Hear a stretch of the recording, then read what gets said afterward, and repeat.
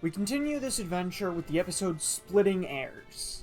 It, as well as the episode's Clumsy Choir Quiets the Chaos, Dreaming a Performer's Dream, a Campus Reunion, Bonnie for the Defense, and Pathways to Performance Partnering would likely barely change, if changing at all.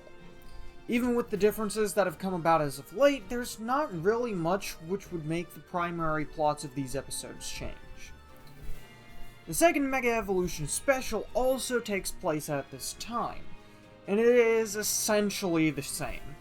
Though with the launch Charizard now knowing Thunder Punch, there would be an added moment which would reference the Delta Stream ability and how it eliminates all flying type weaknesses. We then get to the episode When Dark and Light Collide. Ash is training Charizard and Hawlucha together, when they notice a shiny Hawlucha and a Snubbull. The shiny Hawlucha is beginning to harass Snubbull, so Ash calls for Charizard to use Flamethrower, just as Glade leaps in on the scene. The three Pokemon dodge the Flamethrower, but Glade ends up hurting his foot in the process. Only then does Ash learn that this was a rehearsal for what is known as a Super Pokemon Battle Show.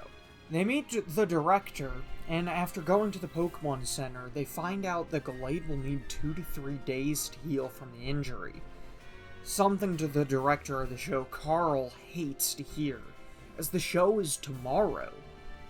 He fears he'll have to cancel the show, but Bonnie suggests that Ash's Hawlucha take Glade's place. This excites Carl, and so he wants to get ready to write up another script. Additionally, he also notes that Charizard has a very fearsome look about it, and asks Ash if he could incorporate Charizard into the show as well.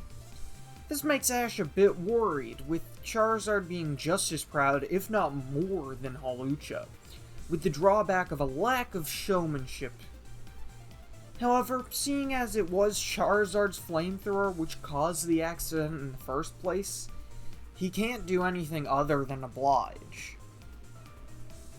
Rehearsals begin momentarily, with the show being focused on the hero, Ash's shining Hawlucha, attempting to stop Carl's dark Hawlucha, whom has taken Lady Snubbull captive using his own power, as well as the threat of a Charizard he forces to do his bidding. It's a great show idea. Unfortunately, the three Pokemon needing to battle within it aren't exactly all-star material. Charizard and Hawlucha take their fight too seriously. The Hawlucha duo will bicker and squabble as Ash's Hawlucha doesn't quite grasp this form of performance, and doesn't like staging his fights, unlike some wrestlers out there. Overall, the rehearsal is a disaster and is brought to a stop. While on break, Ash's Hawlucha goes off to a bridge, upset by how he's been unable to battle properly for this show. Ash and the gang try to encourage him, but are then caught off guard by a loud noise. The sound of Dark Hawlucha practicing his battle dive. It's here they learn that Carl used to coach Hawlucha for proper battles. That was until they took part in a tournament for fighting-type Pokemon. For a long time, Hawlucha was the champion of these Kalos tournaments, until he was badly injured during one. Ever since, he has not properly fought, and instead, Carl has been making these shows in order for Hawlucha to fight in a way that's not so physically taxing. This is something that catches the attention of Charizard and Hawlucha, even somewhat reminding Charizard of moments during his training in the Charcific Valley. So, they choose to get back into it. Ash and his two Pokemon rehearse into the night, while Dark Hawlucha watches on. The next day, the show begins, or at least it would, if not for Team Rocket. Jesse's love of being in the spotlight turns this show into a real battle for the sake of the Pokemon involved with the production. At first, Ash is worried, as Charizard could definitely handle the likes of Team Rocket, but that's when they reveal a trick up their sleeve they come up with just for Charizard. Jesse has Pumpkaboo use Leech Seed, while James's Inkay uses hypnosis. This combination binds Charizard before ultimately putting him to sleep. If left up to the two Hawlucha, who are able to handle things like they do in the original. The main event then begins, but Ash's Hawlucha is nervous. He stumbles and falls on the stage, before being given a hand by Dark Hawlucha. It's then that the two instead choose to battle off script, changing the story from the fight of good and evil to a battle within a boxing ring. It's almost as if the story were being told through the eyes of Dark Hawlucha's past. It seemed that Dark Hawlucha had been moved by the spirit of Ash's Hawlucha and Charizard, so the two Hawlucha have a fight to the finish, and ultimately, Ash's Hawlucha comes out on top. Dark Hawlucha is given a hand, and the crowd cheers. But that's when Charizard returns to the scene. Having been woken up, he crashes in on what was meant to be a finale. Carl decides to go with this, though, calling out for the audience to hear that with Dark Hawlucha defeated, Shining Hawlucha has earned the right to face the true champion of the ring. The undefeated champion and sworn rival of Dark Hawlucha, Charizard. So, the show continues, with Ash's Hawlucha and Charizard getting ready for their battle. The two then proceed with the fight they had rehearsed, only without its original context and a few twists that would make it better suit the moment. The audience is enthralled by the spectacle of a performance, while Clement is the main one to point out how surprising it is that Charizard is actually doing a performed battle. It seems like Dark Hawlucha wasn't the only one who was moved recently. So, everyone watches Hawlucha and Charizard perform, and in the end, Hawlucha is now crowned the reigning champion. So the show comes to a close, and our heroes must continue their journey.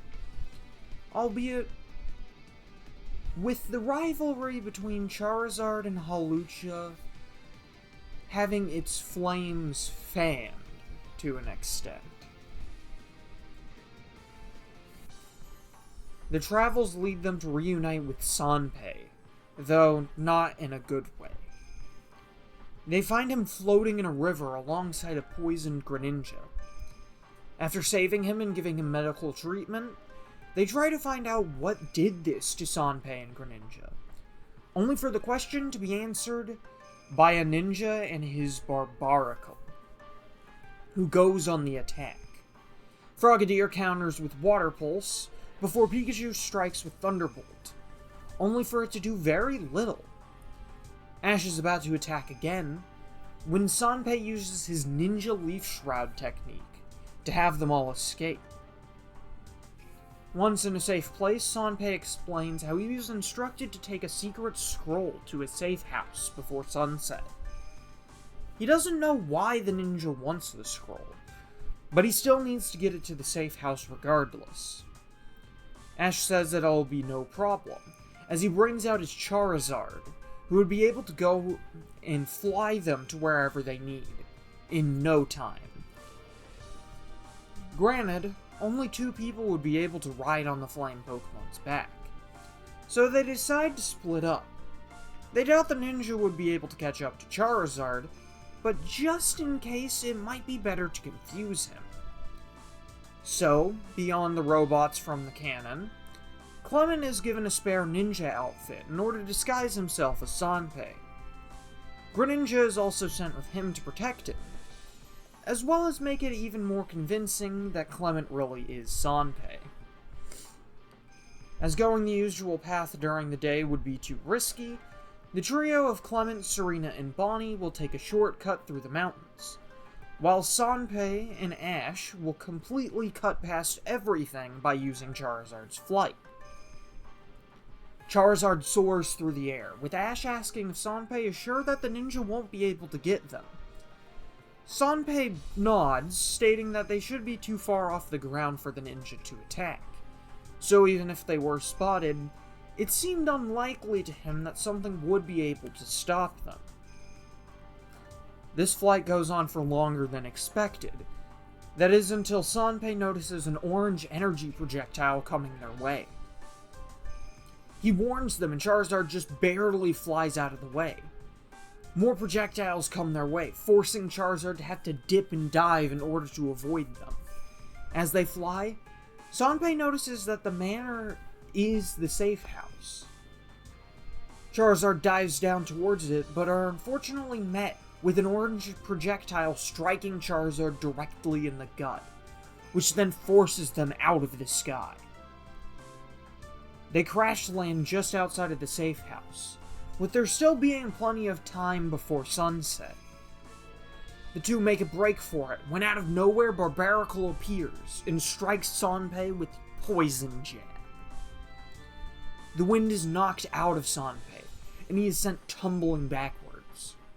Ash calls for his friend, only for the opposing ninja to appear. He tells Sanpei that it was a bad move to send his partner with the fake group. Well, it did make things seem slightly more convincing at first, and now it has merely left him with no defenses. The ninja commands his Barbaracle to take the scroll from Sanpei, by force if necessary. But that's when Ash steps in the way.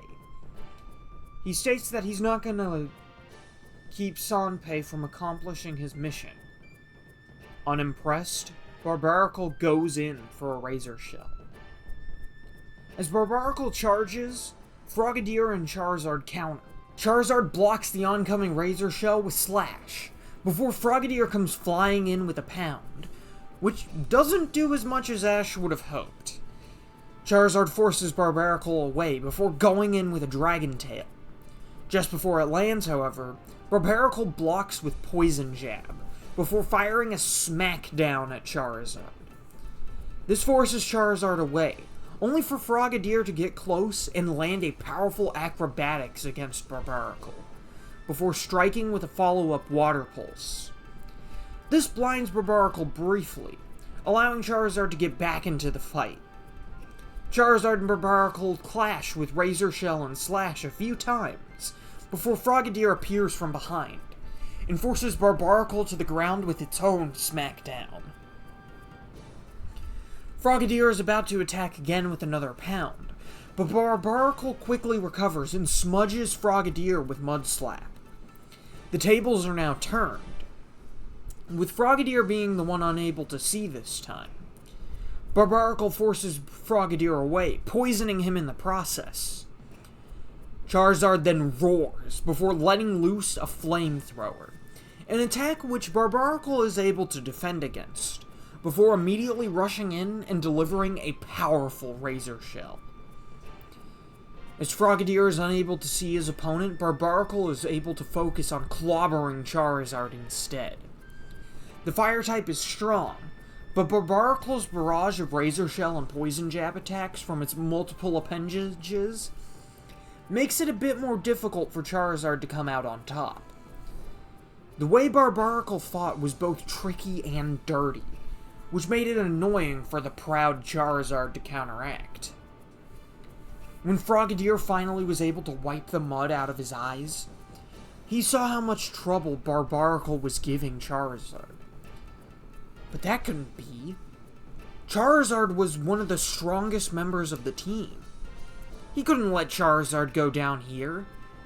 Not to the likes of Barbaracle. Frogadier begins charging a Water Pulse. At that moment, Frogadier and Ash lock eyes. Both of them know that they can't let Charizard take these hits forever.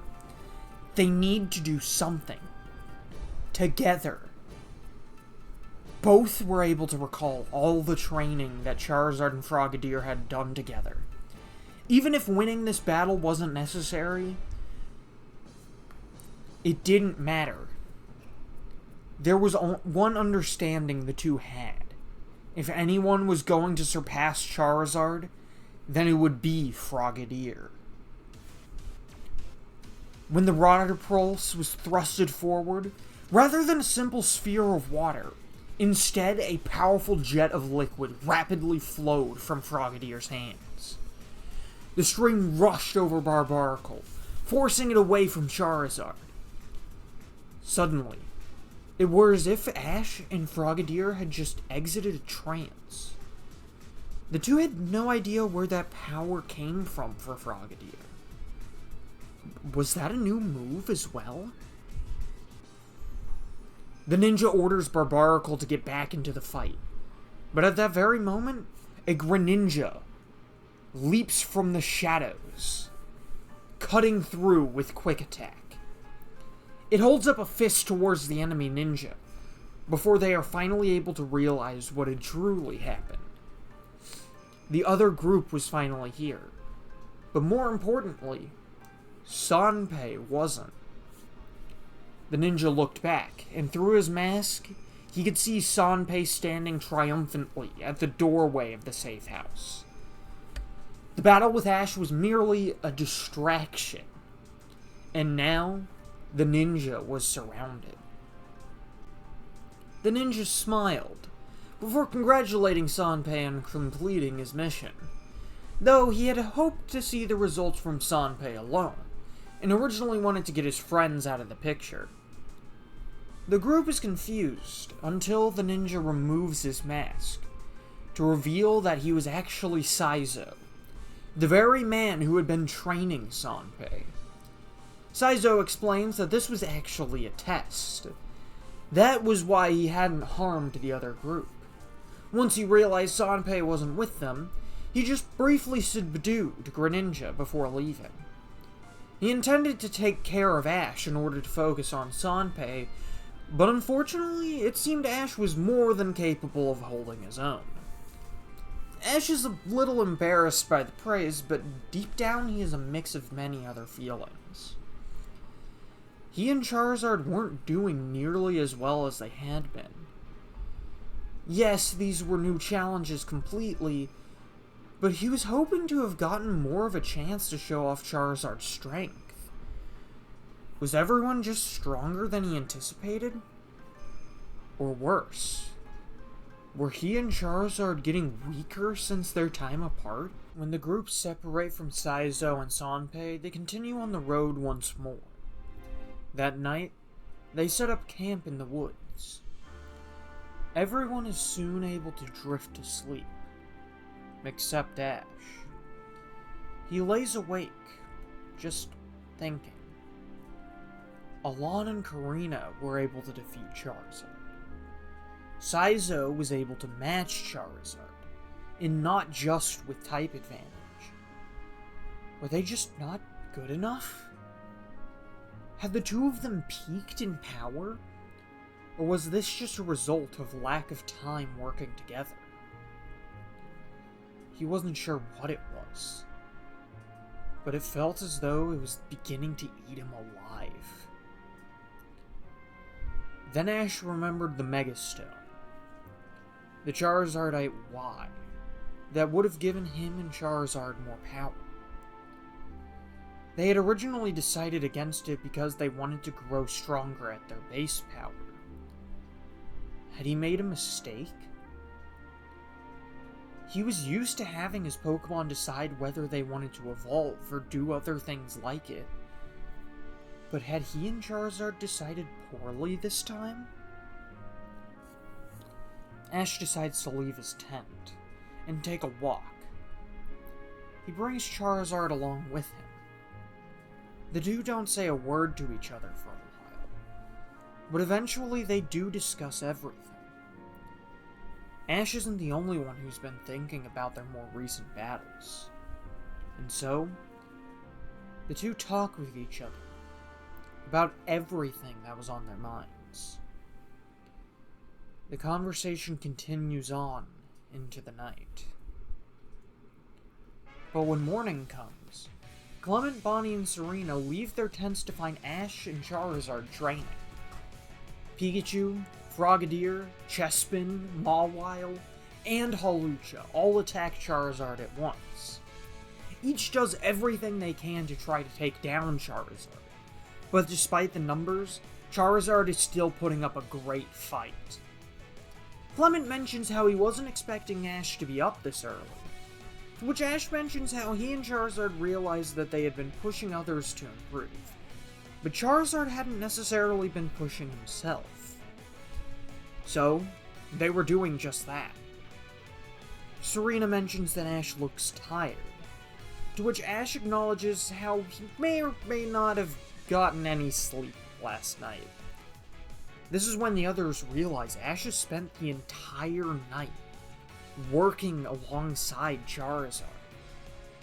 The two were pushing themselves, but maybe it was a bit farther than they needed at this moment.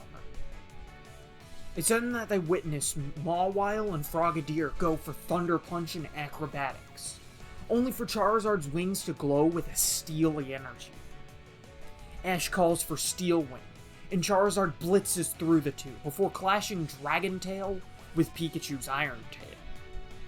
Bonnie is mesmerized by this epic training session, while Clement mentions how he didn't know Charizard knew Steel Wing. Ash states that Charizard used to, but that Charizard had learned different moves instead in order to challenge himself. However, with all the new opponents, including Fairy-type Pokemon, he and Charizard decided to relearn the attack. Clement was honestly impressed, stating how it would have also helped against Pokemon like Scizor's Barbaracle. Ash nods before he and Charizard get back to training. Serena asks if he is okay, to which Clement notes that he's sure Ash and Charizard will exhaust themselves eventually. Trying to get them to rest now probably wasn't the best idea, so he was instead going to get started on breakfast. The group stays around this camp until the next day, mostly because when Ash finally crashed from exhaustion, he and Charizard were asleep till that next day. Clement had to make an even bigger breakfast when Ash and Charizard woke up the next morning, as the two were starving by then. But once things were settled back to normalcy, they get back on the road. It's then that the episodes A Race for Home, Facing the Grand Design, both play out. Exactly the same as when they occur, as does Thawing and Icy Panic, though if you noticed I also skipped 2 episodes. Well, a Slippery Encounter and one for the Goomy both do indeed take place as well. The twist here is, rather than Goomy falling on top of Ash, they're just slightly behind from that event. And instead, Serena finds Goomy nearby. This then leads to similar events, but ultimately ones that have changed to where Goomy ultimately decides to go with Serena in the end. When Goomy is caught, Serena makes the promise that the two of them will improve, just like Ash and his Pokemon. With that, Ash and company make it to Coumarine City, the home of Ash's next gym battle. Ash can't wait for the battle to begin, but Ramos is in no rush. Neither am I, actually. So I think we're going to leave things off here. Yeah, I know, you guys probably wanted to see how the battle between Ash and Ramos was going to play out. But I'm still trying to finalize everything in that regard. There is one thing, though. We have a few ways this gym battle could go, and I think I'll let you guys decide it. So head over to my community tab, and vote for what you would prefer. That the gym focuses on Frogadier, like in canon, or that it focuses on Charizard. Though, maybe there's a different Pokemon that this gym could focus on as well. Regardless, thank you all for watching. Let me know your thoughts down in the comments below. Be sure to like and subscribe. Don't forget to cast your vote on my community tab, and I will see you all in the next one. Bye!